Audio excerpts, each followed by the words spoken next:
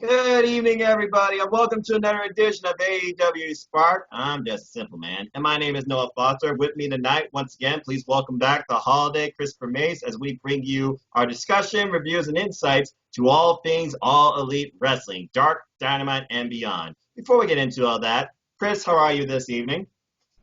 Oh, I'm doing good. I was so glad to have a nice 4-day vacation. It was great to spend time with my oldest daughter. It's great to spend time with the girlfriend. Great to spend time with the NXT team. We were watching WrestleMania this weekend. That was the best comedy. Watching wrestling with y'all was the best comedy. The best antidote for everything is just good old comedy. So all in all, it was a great 4-day weekend. Came back to work today, so I'm just going to stay with the positive vibes, positive attitude, and just have some comedy with all this stuff right now. That's all you can do.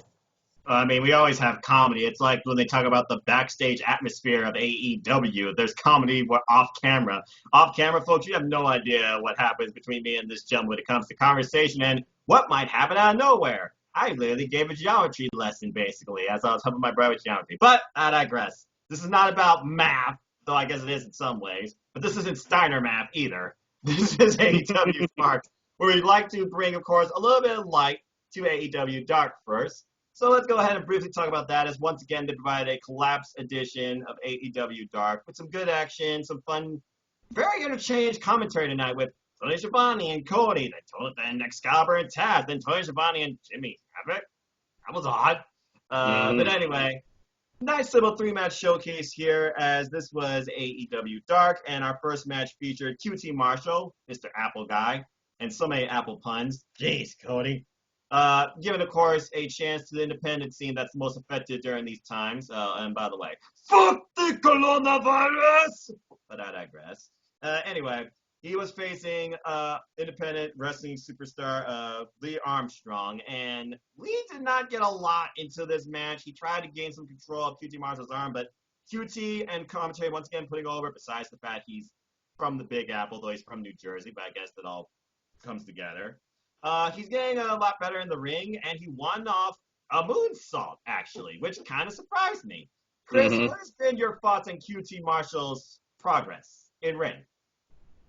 I think he's just getting better every week. I think there's a lot of potential with him. I really honestly think the money with him right now would be him continuing be in the tag team with Dustin Rhodes and maybe even at one point challenging for the AEW World Tag Team Championships if they can build up enough wins with the ranking system, getting a crack at the tag titles. I think that'd be a great experience for him, be with tagging with Dustin Rhodes. You learn a lot from the old school veteran wrestling Hangman Adam Page and Kenny Omega. That would be the highlight to him, and that would truly be the true test of how he has progressed as a performer and as a wrestler. I would agree, because again, now that he's, basically a member of the Nightmare Family, being trained under Arn Anderson, like Cody, you got Brandy there trying to be like basically the I guess you could say counter offense to outside shenanigans, and then he's being literally trained and tagging with the natural, the veteran himself. Shout out to, of course, Dustin Rhodes, who I met live in Cleveland. That was a lot of fun. By the way, I got my new AEW shirt, Brotherhood. Anyway, yeah, and I think QT, he's slowly progressing, and he already told Dark Order, screw you. So there we go. Following this, all right, what the hell, man? Arrive, F10, leave. I think I was more intimidated with the fact he was standing there slowly taking his suit off versus the move itself. Chris, give me your thoughts on Ryan Pyle's appearance with Wardlow. I mean, I'm glad he got some exposure on the AEW Dark. Pretty much all I can really say is pretty much just let's watch as Wardlow slowly undresses. I don't know what we were watching at first, but I'm like, I'm kind of scared. Hold on, wait, time out. We watch a wrestling time out. Hold up.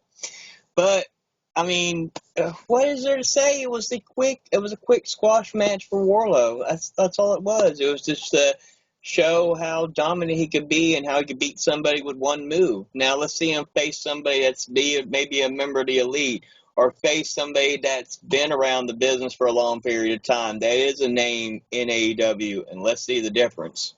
It feels like they're still protecting him to a degree because, again, with Cody, Cody was going to put him over. like $1 million, which he did. And they went the distance. And the gimmick helped too, showing him being this destructive, powerful force they're locked in a steel cage with. But then, of course, tonight, it was just simply, don't forget what I'm capable of. Because, again, we were supposed to see him face Luchasaurus in the Lumberjack match, and I'm still waiting for that.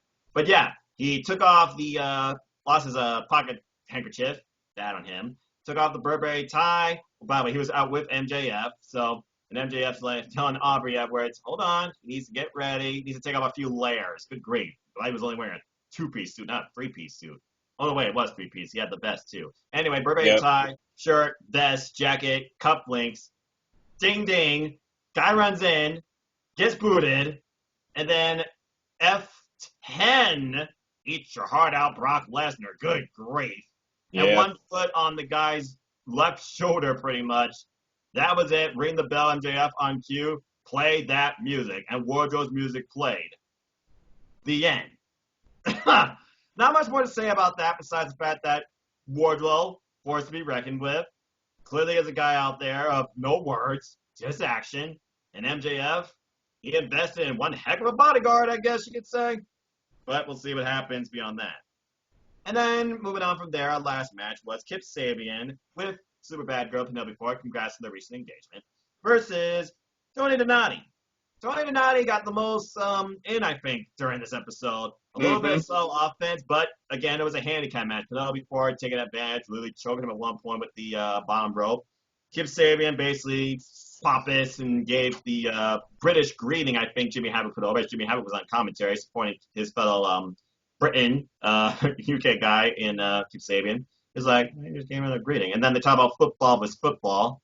But basically, pop-up knee strike, and then discus, they call it a swinger, and then that submission hold that I don't know the name of, and Kip Sabian won. But hey, at least Tony, he got a lot of time in for what he was given in this match. So, I mean, Kip Sabian, he's also involved in what we're going to talk about shortly, the TNT Tournament, in one of the opening matches too. And I'm sure as they put over in commentary, that was a statement also out to what could be one of his opponents, Cabana, if he advances past Dustin, which we'll get into more later.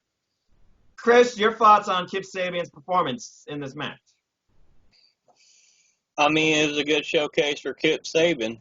What this pretty much was. Like I said, these last few AEWDarks has been pretty much helping these independent wrestlers that are out of work right now, giving them an opportunity and platform to be able to provide for their families.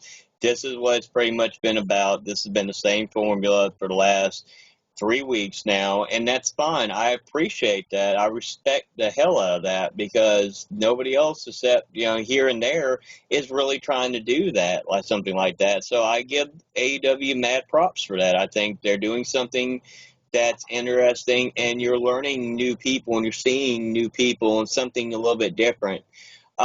This episode itself was like the shortest. We just talked about that before we started recording. 22 minutes. I mean, it was a really short episode, which is not typical because, like I said, we've had longer episodes in the past. So this one was really short, but at the same time, too, this match to me was more the entertaining match.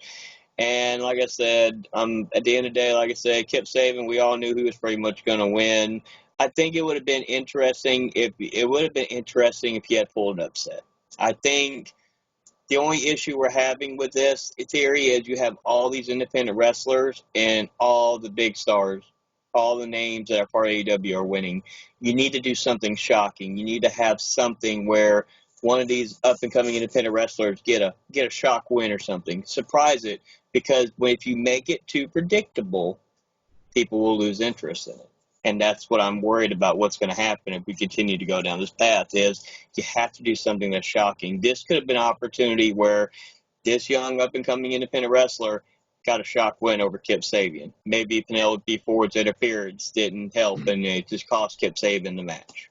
Yeah, I completely agree. I'm waiting for that shocker, okay? I feel like one of these darks, they're going to surprise me because we've seen what happens when independent showcases, for example, happen on Dark. They get major props to come super close, but these episodes feel too obvious to call. But again, I'm looking beyond the actual result and thinking about they are giving them guys these chances to make money and get their name out, even if it is for 15 seconds for some of these people.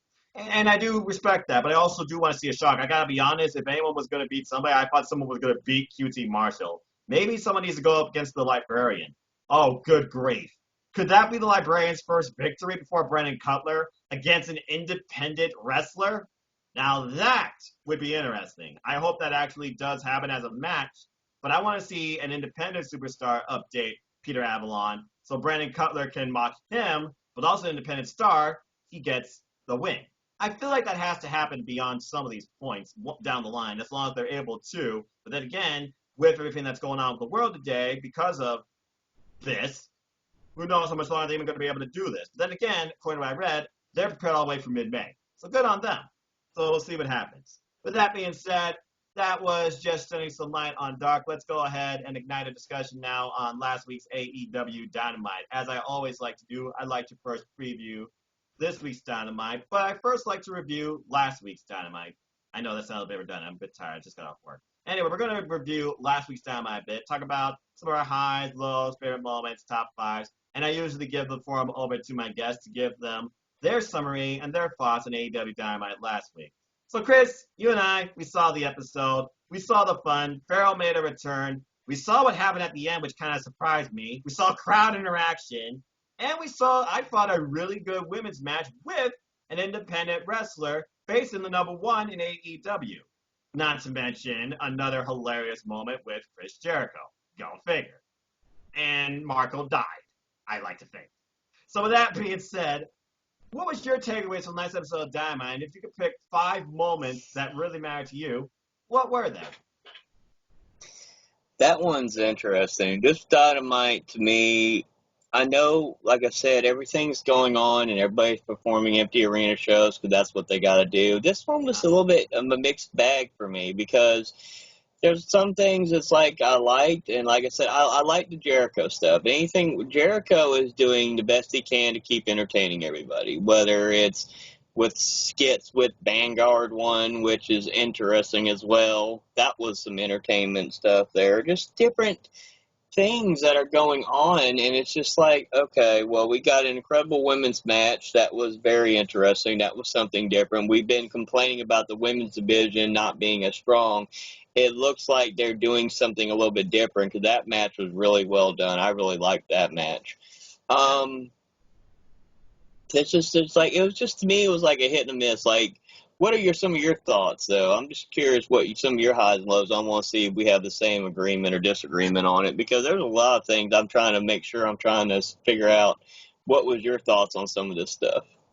Well, as I always like to do, I do usually look at the summary prior to recording Aewspark, because it helps me refresh my mind and also kind of reminds me what happened, but also sometimes I have the summary in front of me. Last week, though, I feel like I kind of remembered to a degree. We opened up, of course, from a new undisclosed small location, but people knew clearly what that was. It was the Nightmare Factory down in Atlanta, Georgia, I believe.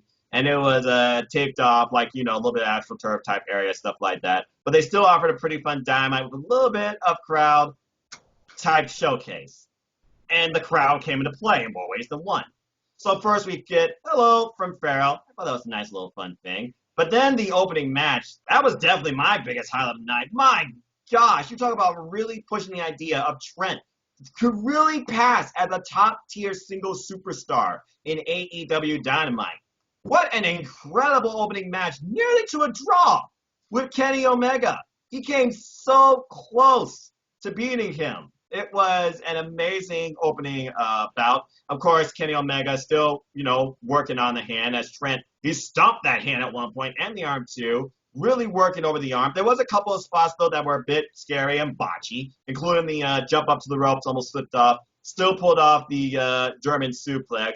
And then Kenny, of course, blasted Trent with multiple V-triggers. Ouch. Not to mention a deadlift German suplex on the outside floor. I think it's safe to say that, by the way, Orange Cassidy is a fan of Kenny Omega. As, of course, Trent was out with Chuck, and Orange Cassidy, the best friends. Let me add also, by the way, the audience this week, it was the Gun Club of Billy Gunn and Austin. And on the other side, you had Jimmy Havoc, Penelope Ford, Kip Sabian, and Britt Baker. Again, they stayed under the 10. And they had heels versus faces. Well done. Anyway, though this match kept going super close, but within the 2-minute mark, Trent with a ridiculous suplex off the top of, like I said, he almost blew it, but he did get it at one point. They were also in the audience too, as again, right through the barricades.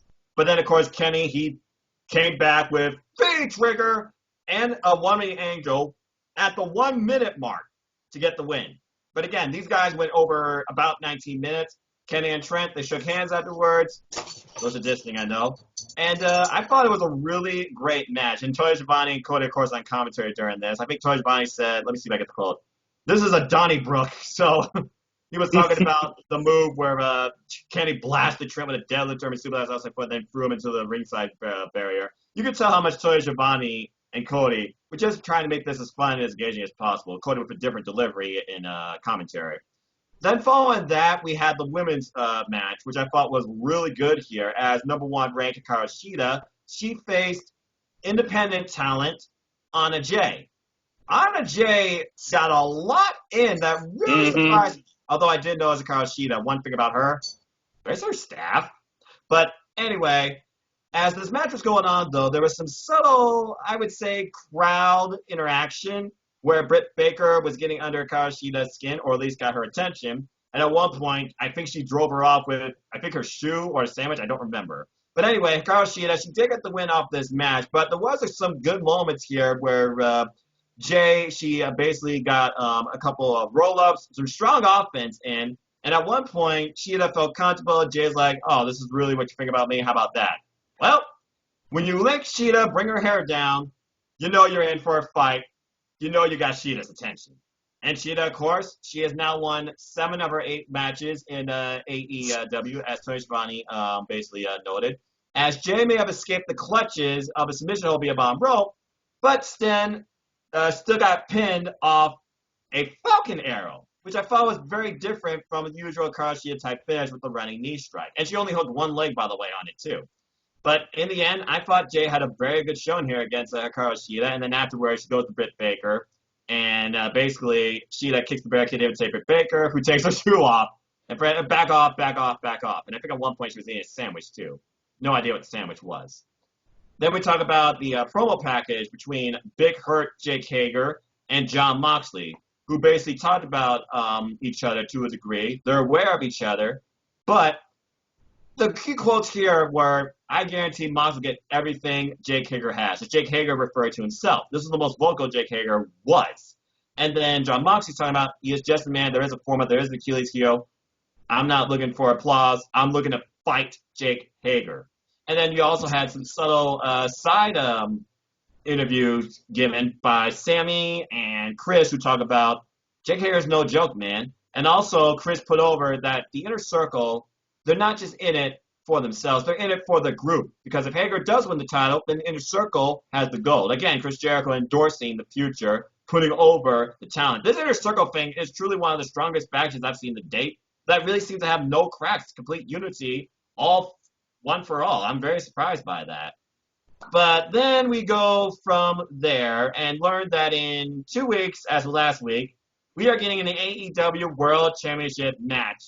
Empty arena, no holds barred. Oh, jeez. But then, of course, before we continue on with that, boom, boom, Colt Cabana goes back to his roots on commentary, joins Tony Schiavone. And, I mean, what can you say? Lance Archer in his debut, he killed Marco Stunt. Simple as that. That freaking swing out slam, the blackout that turned him inside out, and then he literally slams him into the audience. The audience now consisting, by the way, of the best friends. By the way, Orange Cassidy, what was on your sign? Was your sign intentionally blank? What the hell? Although he does like Hikaru Shida because they were holding her stuff. Anyway, Tony Schiavone putting over, I've never seen a wrestler like this. And Cabana added that Lance Archer made a statement in his debut tonight. Because Cabana and Lance Archer, they are going to face each other in the opener of the TNT Tournament. Because they did also disclose the other half of this TNT Championship Tournament. That will include Kip Sabian versus Dustin Rhodes and Colt Cabana versus Lance Archer. And again, we got a lot to talk about with that. So before we get to that, let's finish the show here. And basically, let's go into the video package. Brodie Lee, once again, throwing some subtle shots against Vince McMahon. How do not yawn in his presence, don't sneeze, weakness, Do not show that to me. Address me as Mr. Brodie. What are we all about? I don't think I would ever want Mr. Brodie as my boss. Just saying. Nope. And then I feel like I was in a bizarre version of programming as I was just hearing two numbers, 8, 9, 9, 8, 8, 9, 8, 8. As number 8 and number 9 of the Dark Order, whoever the hell that is, they took on the Natural Nightmares in their Dynamite debut of Dustin Rhodes and QT Marshall. QT, of course, offered the mask again, slapped it. We now know who he truly is about, Nightmare Family. A subtle showing with quick rollover over number 8 and number 9, and QT Marshall and Dustin, they get the win with the power slam that still don't have a name to this day, in my opinion. And then Mr. Brodie apparently watched and came out to make an example of them, as he took one of them and gave them a power bomb as the other one watched, and then just walks away. Then we come to probably my favorite moment of the night. I already talked about my favorite match of the night being Kenny Omega versus Trent, but I also love the showing of Shida and Anna McKay. But again, Chris Jericho, the man does not ever not entertain me. As we see him from his luxurious estate with a little bit of the bubbly in a jacuzzi, in leather pants as he came out. Why? But who comes and sees him? Or spies him? Vanguard 1. So what does Chris Jericho do? Once again, he tries to recruit the drone and literally hangs a shirt, Inner Circle shirt, from the drone. So what does Vanguard 1 do? He just rides off. But before he could, Chris Jericho releases the Hounds, which is this small little crop of dogs, while one dog's like, what's going on here? And literally he's like, get him, but it doesn't matter. Vanguard 1, he flew away. He's like, you're going to regret this. I'm going to get you. I feel like I'm getting shades of Colt Cabana and Kenny Omega here, and I love it. And he's like, little bastard stole my shirt. Then we learn a bit of an emotional take as we all go through this situation, and it's really reflecting and impacting a certain individual who was injured but is still recovering, as Matt Jackson and Nick Jackson, they talked about from their home how they really can't go anywhere, so they brought a wrestling ring to themselves. And they were basically training, having stuff like that. But they miss, coming back, doing it in front of the audience. And basically Matt asked him, how do you feel? You ready to come back? Nick says, not yet. No idea what his percentage is, but I guess he's doing better. And then we got the main event, a preview of the AEW Dynamite Tournament, as the 4 men in the 2 matches on one side faced off in tag team action. The duo of the American Nightmare Cody and Darby Allin facing Spanish God Sammy Guevara and the man on search for Spears, the chairman, Sean Spears, who has yet to pick up a tag team victory in AEW. And these two, they put on, once again, another main event tag team clinic, as Darby Allin, once again, being the counter wrestler. So dynamic as it is. Definitely wanted a piece of salmon, and he got it. But then at one point, heel tactics aside, the heels took advantage, and they were placing bets during the match. Literally like, you can hold him this long? Okay, I can hold him this long. Double or nothing. I can hold him this long. Eventually, though, Darby, he got out of it and then hot tagged Cody. Cody, he's out like wildfire, basically. But then, once again, they take advantage by literally tossing Cody into the heel side crowd, who beat him down. While Britt Baker literally holding her shoe up, too. I don't know what that's for. Who uses a shoe? But high heel, by the way. And anyway, I was like, the crowd's getting involved here. We lost all control. What's going on here? But then you thought that was crazy. No, Darby Allin on the other side, as the heels take control, he literally does a coffin drop from this pole within the freaking arena itself. I'm like, what? And then basically Cody, he gets back in the ring, takes advantage. He has Sammy in a reverse suplex. Spears, though, he comes into play, splashes down on Cody, breaks up a fall, and then pulls out a chair, hence his name, where it all came from Fyter Fest. But before he could do it, Darby makes the save, but he gets rolled up and pinned by Spears. And literally, I can't believe it, Sean Spears gets a tag team victory. But that wasn't the only story here, as after the match, Darby Allin showcasing a little bit of frustration against Cody and drops him. And that was the end of AEW Dynamite. So, to just sum it up, I think my favorite things were Kenny Omega's match, the Shida match, the Chris Jericho segment, Lance Archer killing Marco Stunt, because Marco Stunt's best role is literally a crash test dummy. And I think the main event tag match. So, with that being said, that was this week's Dynamite. And again, they did what they could in what they were allowed to do, as it seemed that Georgia officials were aware this was going on and constantly stayed to make sure they stayed within the requirements of the lockdown precautionaries. So with that being said, that was Dynamite last week, and now I basically gave you the summary. Maybe that will help you better assess the show and give me maybe like 3 moments that really were takeaways for you. Chris, your thoughts? Like I said, it was a mixed bag because, like I said, the Archer, like I said, Marco Stunt. Now, we all both know, we discussed this before, we know Archer from Ring of Honor. We know Archer from New Japan. Correct. So, we're going to put him against Marco Stunt. And that's no knock on him by any means. I'm not knocking on him, but you want to show this guy is really dominant, let's put him up against somebody a little bit different, not just yeah, it's great to see a squash match, but if you're going to do in that role, I'd rather you see to put an independent wrestler against him. Marco Stunt's part of, Jurassic Express. To me, I was like, I actually like Marco Stunt. I know a lot of people agree or disagree. It's whatever. I actually like him. Okay, I like him as a wrestler. Right. He's entertaining for what he does. Point is, I'd rather have seen like maybe an independent wrestler get that spot and get squashed by Lance Archer over him, unless you're going to build up a storyline later on with Lance Archer, like, okay, I beat him, now I'm going to face Jungle Boy, for example, and I'm going to beat him, then I'm going to go against, Luchasaurus, and I'm going to beat him, try to beat him. That, if you're going with that story, I'm fine with it. But to me, I don't feel like that's the story they're going with, so that's my biggest critique on that, like the takeaway for me. Like I said, I wish he would have had somebody a little bit different to face. The Kenny Omega match, yes, I was really impressed with the Kenny Omega match, as always. Kenny Omega, whether you like him or don't like him, whatever it is, like I said, he can perform in the ring. And he, like I said, he put on a match that makes somebody look like $1 million and put him to a limit. Yes, there were some botchy spots. Okay. Guess what? This ain't ballet, folks. Shit happens. That's the way I look at it. I agree. The main event was interesting. Like I said, Shawn Spears finally getting that tag team win. That's cool. That's great because we're building into this tournament that we're going to get for the AEW TNT Championship. Yep. It's going to be great. It's going to be an interesting tournament, and we will discuss that here in a moment.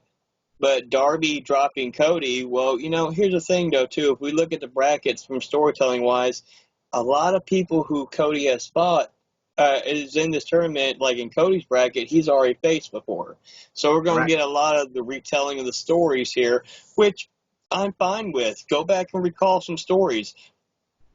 I think it's going to be interesting to see how this plays out, and we'll discuss that here in just a second, because I know I've already turned in my predictions. It's on my YouTube channel. And because, like I said, but, this is very interesting how this tournament's going to play out. It's going to be in front of an empty arena. It's going to be a little bit different, I'm glad they're doing something a little bit different. So it's now people have something to want to really pay attention to. Okay, who's going to win the first AEW TNT champion? That's something that people can look forward to here in the next few weeks. There's a lot of other things going on as well. So we'll just have to wait and see. Like I said, those are some of my takeaways from some stuff. Like I said, it was still a mixed bag. There's some stuff I liked. Like I said, my biggest thing was just who Lance Archer faced. Like I said, because I feel like from storytelling aspect, if you're doing that match with him, I would think, okay, in my mind, are you going to build a match to Jungle Boy? Then Luchasaurus will be the main one because you want to prove how dominant you could be, because Luchasaurus is a big boy. That'd be an interesting match with him and Archer. But that's my only big critique about it the most is just that.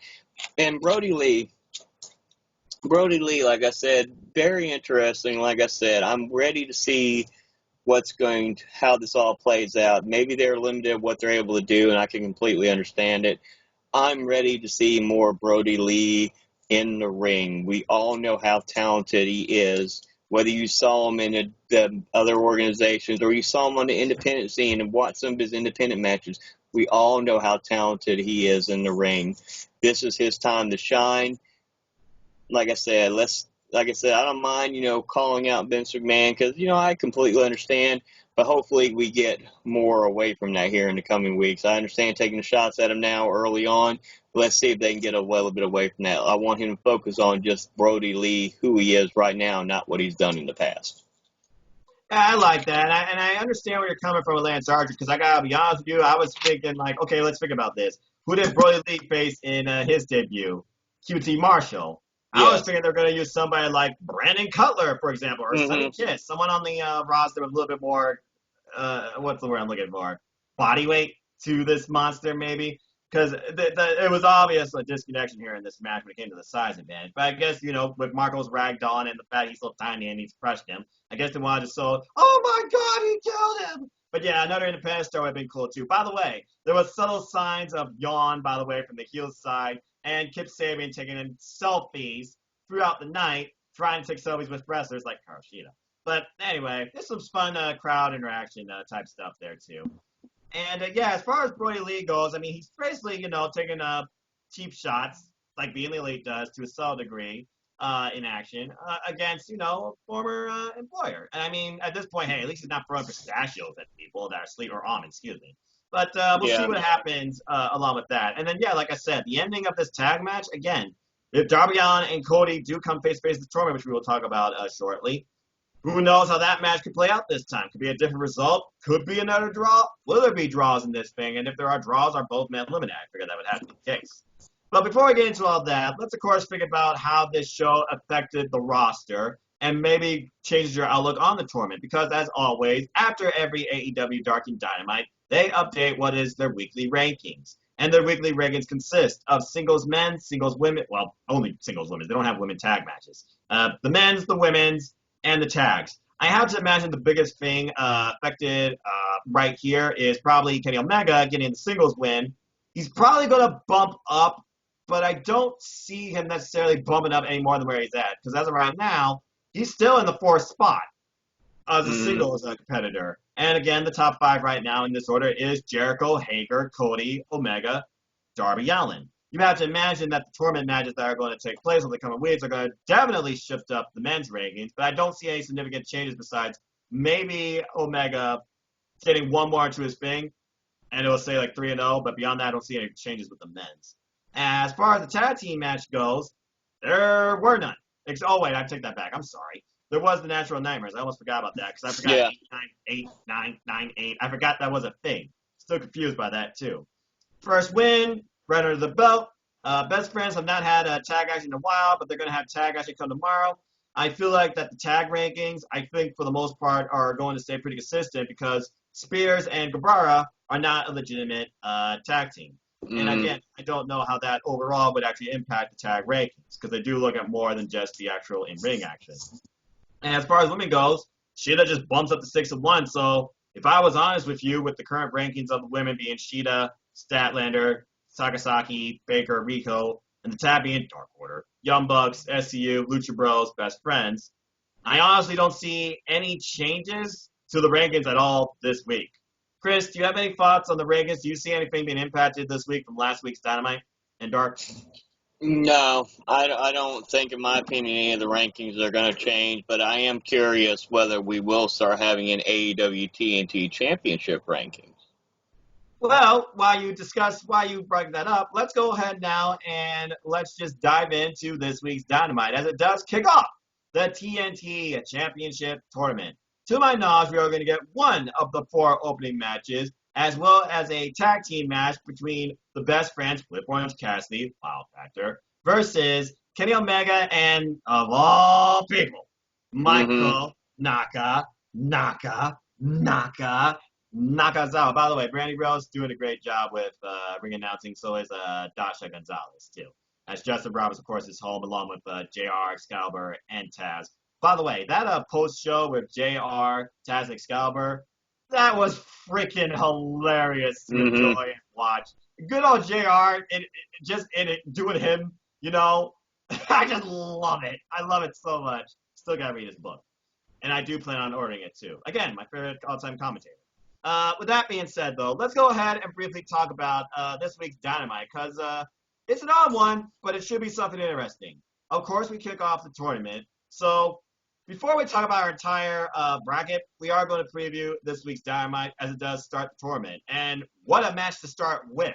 It started at Fyter Fest with the chair shot heard around the world. Then the two finally met one-on-one at AEW All Out. And Cody won.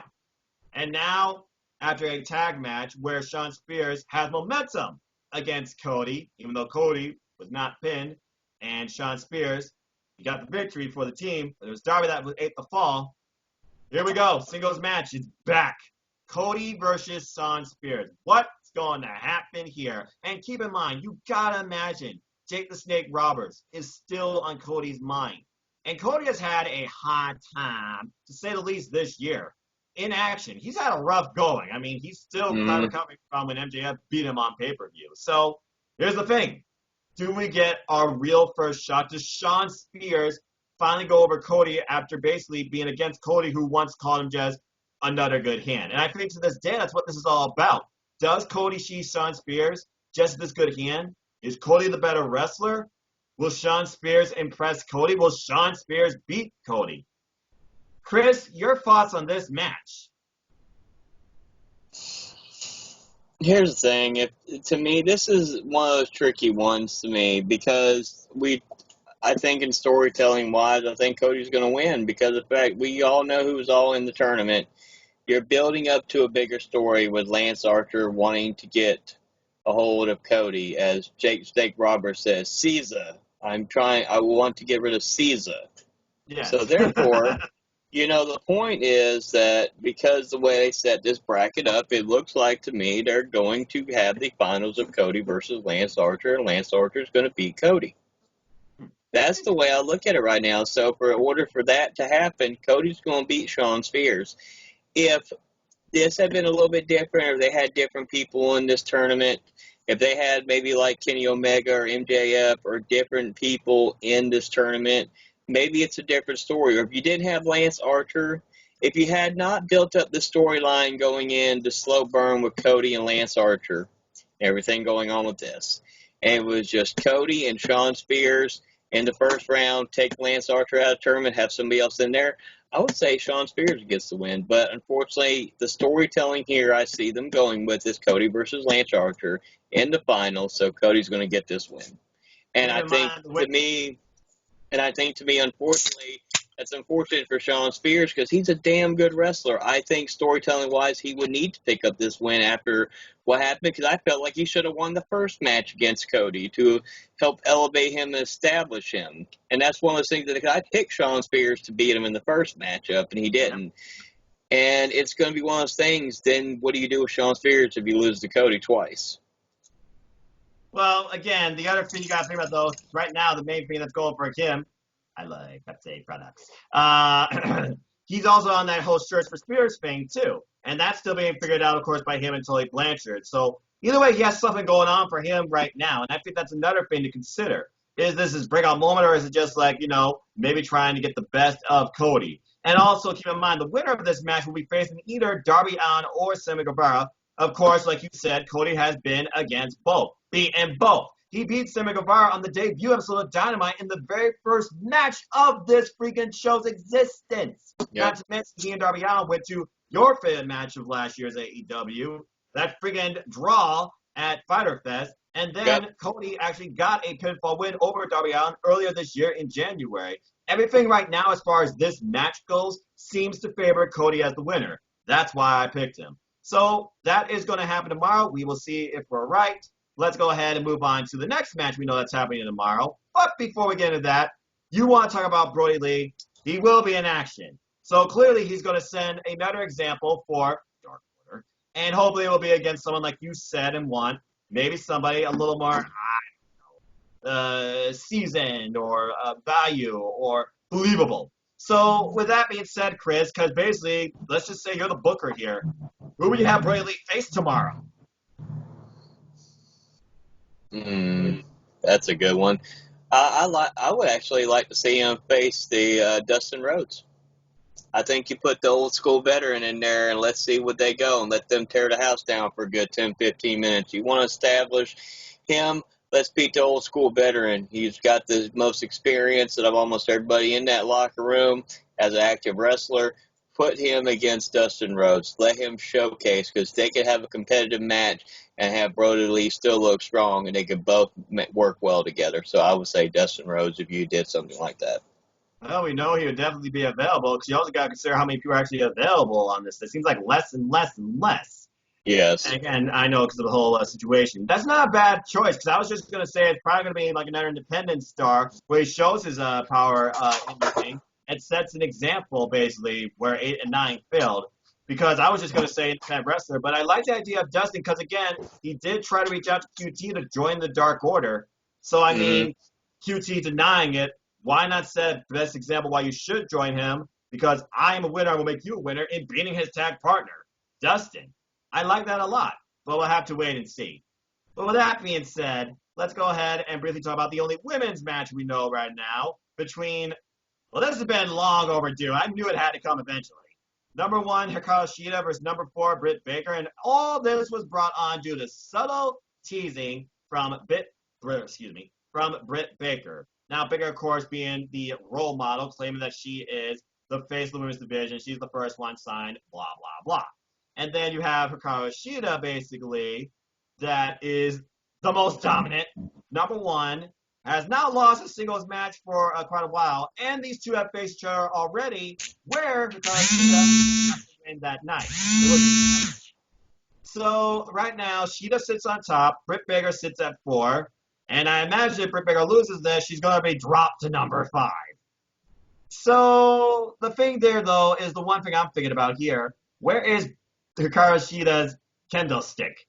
Because I feel like if Britt Baker literally stole that, pulled some shenanigans, hide it under the ring, and whacks it in the head with it, she could get the victory here. But I just cannot see number 1 ranked Hikaru Shida, who's also my favorite, losing right now, as we got to figure out when this match between her and Nyla Rose is going to occur. It's imminent. These two have already felt each other in tag team action, where Nyla Rose did get the better of Hikaru Shida. Keyword, tag team action. But with that being said, this is a singles match. I'm not going against number 1. I think Hikaru Shida is somehow going to win this, because I also think the bigger feud coming out of this is going to be Britt Baker versus Big Swole. Chris, your thoughts on this match? I think we might see an upset with Dr. Britt Baker winning.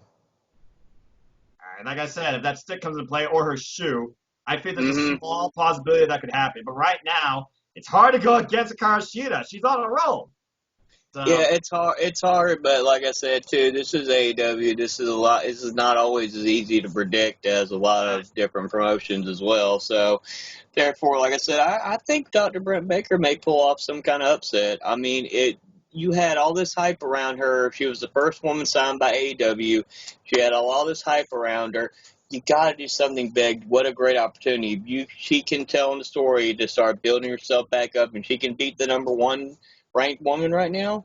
What is that going to say? That would definitely, and that would also continue maybe see another series of matches between the two, because I think they're both going to tear the house down tomorrow, and I'm really intrigued to see how it plays out. But I think Dr. Britt Baker might get an upset here. All right, fair enough. And Hikaru Shida right now, she is 5-1. Britt Baker, she is 2-2 according to the records last set on April 1st. And also, keep in mind, she has finally beaten Riho. Britt Baker did, and we all know how far Hikaru Shida can go in a match. She's had probably my favorite women's matches in all of AEW, bar none.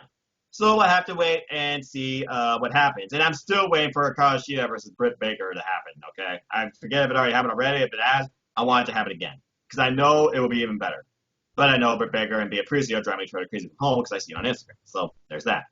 Okay, so with that being said, talking about maybe upsets, let's think about this. It's Kenny Omega and Michael Nakazawa versus the Best Friends.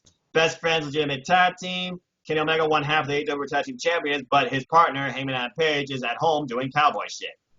And then you have Michael Nakazawa, whose biggest thing for him is oil, but that might be his downfall. And you also have the wild factor of Orange Cassidy. We all know that Trent just came off an incredible 20-minute near bout with Kenny Omega last week in singles action. But now it's tag team action. And these two are a pretty darn good tag team, and they do give the people what they want. And they currently are ranked at the bottom right now. And we know Lucha Bros won't get involved here because, again, quarantine thing. I think the fact that it's Kenny Omega and Michael Nakazawa, I feel like the Best Friends are going to get the upset here. And I think Trent is going to pin Michael Nakazawa. And that's how you start setting up the idea of Kenny Omega and Adam Page, next challengers, the best friends.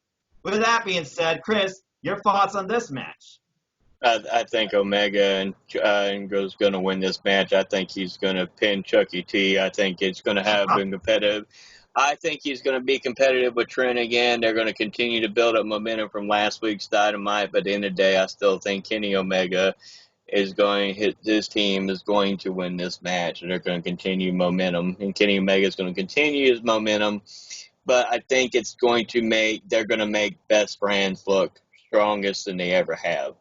I think that's what's going to happen. Yes, you have that X Factor I don't even want all that oil. That's all I can think on that oil. But Orange Cassidy. And you got the unexpected factor of Orange Cassidy, who will just be chilling like. Yeah. He won't be doing commentary because we can't see the commentary table from this set, as you know. But no, I get what you're saying. I mean, Michael Nakazawa and Kenny Omega, 6 years. It's been 6 years, apparently, since these two last united as a tag team. So, I don't know. It's going to be weird. Oh, I guess someone's doing fireworks. Got to distract yourself somehow. I don't know what the reason is. With that being said, though, I'm just thinking about the future, and I'm just going to go with somehow the best friends, they pull up the win here. We try and figure out the tag team fixer. So, that's what I went with. All right, so with that being said, that basically is all we know for this week's Dynamite. And again, we know that the month is going to focus on some major things. So I think it's only fitting that we talk about the biggest thing it's going to focus on, and that is the TNT Championship Tournament. And if you haven't filled out your bracket already, I suggest you do. So we already talked about one match. Let's talk about the other one, because we know the other one, it's setting up the other half of the story. We both definitively believe it's going to be Cody. But is it going to be Cody versus Sammy or Cody versus Darby? Sammy versus Darby already happened at AEW Revolution, and Darby Allin won, of course, with the coffin drop. But you cannot argue with the X Factor being the inner circle here. I feel like the inner circle is going to get involved here, and I feel like somehow Sammy's going to get the W here, and we're literally going to set up once again the original match that started AEW Dynamite to begin with. And keep in mind, also just for fun, this week's commentary is Tony Schiavone and Chris Jericho.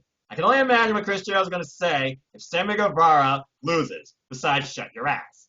But I feel like somehow Sammy Guevara's going to pull up the upset, even if Jake Hager don't get involved here, which be my biggest thing that I think could lead him to the victory. Because again, we still have this brooding feud between Inner Circle and the Elite. And I feel like they're going to continue off that here too during this tournament. So I think for this match, I'm actually going to go with Sammy Guevara picking up a shocking win, because he has not beaten Darby Allin yet. Chris, your thoughts and your pick on this match. What do you think?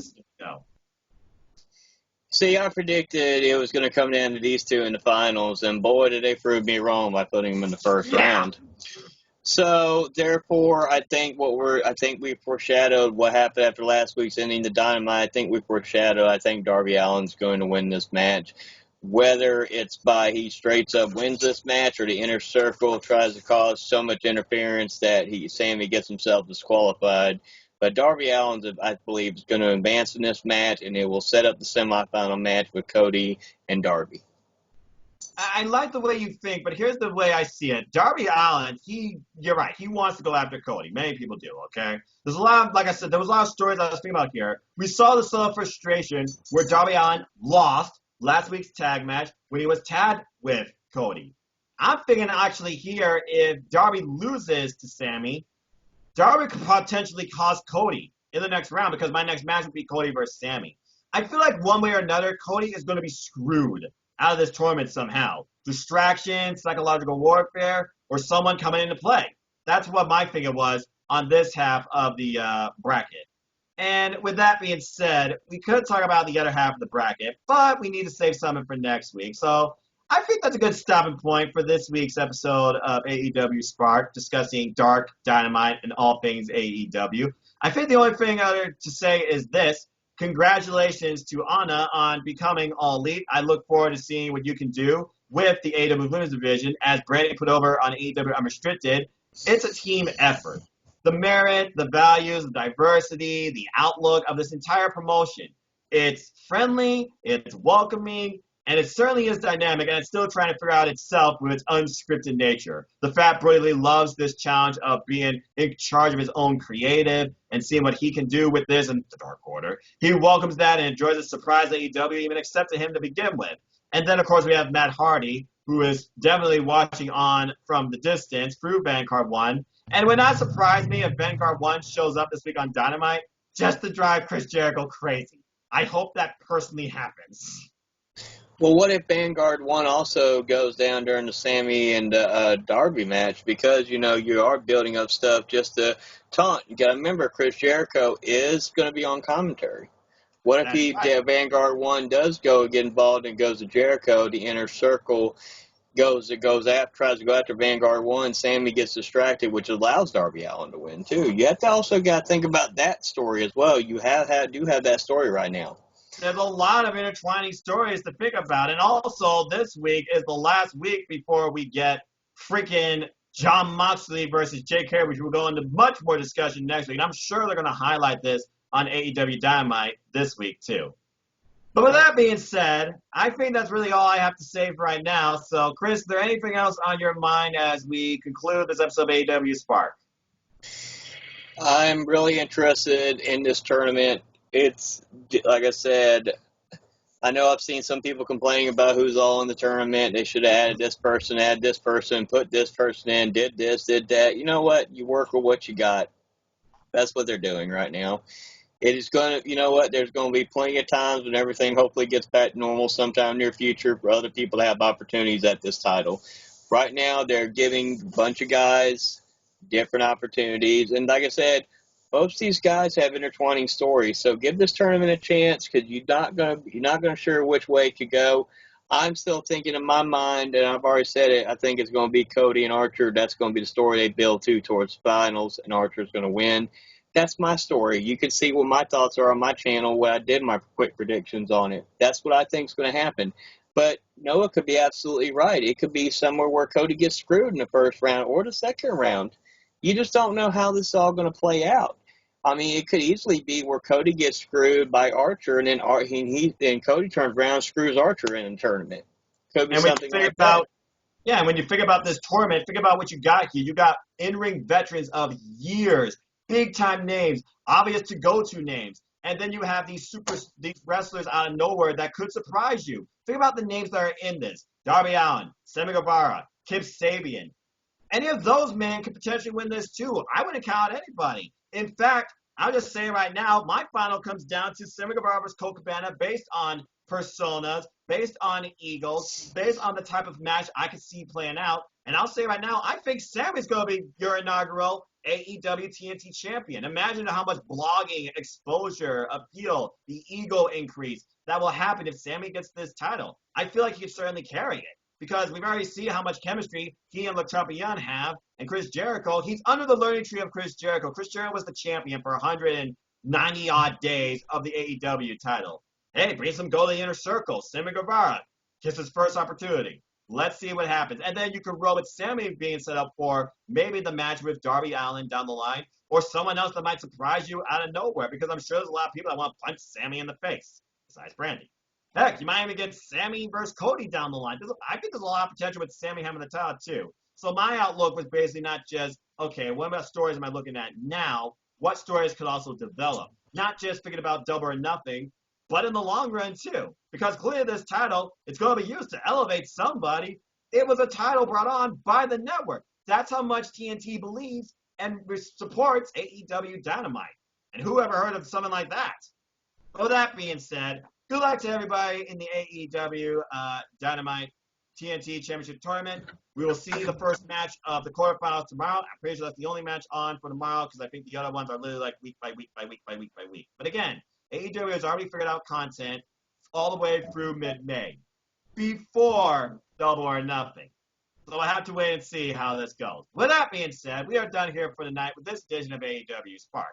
Thank you so much, ladies and gentlemen, for tuning in. Please like, share, subscribe, comment, tell a friend. Let me know any questions, your thoughts, anything AEW or All Elite Wrestling that's on your mind. If you want to be part of the discussion, just message me. All you need is Skype. I record every week, Tuesday night, 9 or 10 p.m. Eastern Standard Time to accommodate for those that want to join in. Simple as that. I think Mark is interested, so stay tuned. I might have Mark the Griffin Hughes on next week. And I know Gina reached out to me one time, but I know she's taking care of family, members of the Team All Elite chat. I know Gary's been on, Sean's been on, others are interested. If you are a fan of All Elite Wrestling, have something to say, want to discuss it with me, please feel free to join me. This is a forum for the fans and for wrestling. With that being said, Chris, once again, this is an absolute pleasure and honor. Anything you want to plug and where can people find you? And good luck in predictions and the tournament. Like I said, you can find me on my YouTube channel, The Holiday Chris Mace. Just had some new NWA discussions posts recently. We've had some with one and only Outlandish Ziggy Dice. We had one, and we had both members of the Bouncers on episode 2, and the newest one that just uploaded yesterday on episode 4. So if you want to hear both two different aspects on different questions, that show is pretty much meant for, we try to get an NWA wrestler on the show. We start doing interview. We do questions from people on the NWA Reddit group, try to get a group of questions together. Mark worries about the Twitter ones. I deal with the Reddit ones. And, of course, I do the old school question from my father, because like I said, he is the reason I watch wrestling in the first place because of the history we have of watching NWA. So definitely check those out if you want some entertainment. Plenty of other content on there as well. But you can also find me on Facebook, Instagram, and Twitter at Chris Mace. You can also find other members of the NXT team. Go to my wrestling content list on my YouTube channel, find all their newest episodes, and support NotiQ.com. And hope everybody is staying safe during all this craziness going on in the world. Absolutely. And with that being said, folks, you want to know more about me? Know this. Trying to keep it simple, because I'm just a simple man. And if you haven't figured it out by now, I am a lifelong fan of wrestling in all of its forms. Follow me on Twitter, NotiQ.com/Noah. Talk to me anything wrestling. Follow me on Instagram, @mfoster1916. Give you a nice hello, my food log, moments in wrestling, many shirts in wrestling. I got like 30. I still have more I haven't worn, including the one back there. Delete! But I digress. And also just something to spark your day in a positive way.